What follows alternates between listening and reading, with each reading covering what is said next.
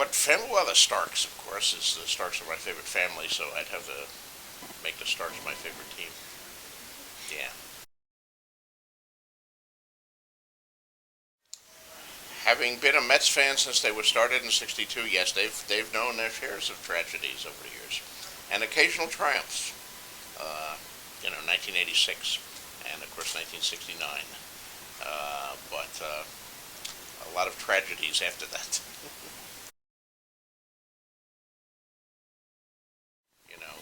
The Mets of Gary Carter and Keith Hernandez and Doc Gooden and Darryl Strawberry. I knew those guys, Dykstra and Backman, inside and out. I watched them, several times a week. The current squad I never see.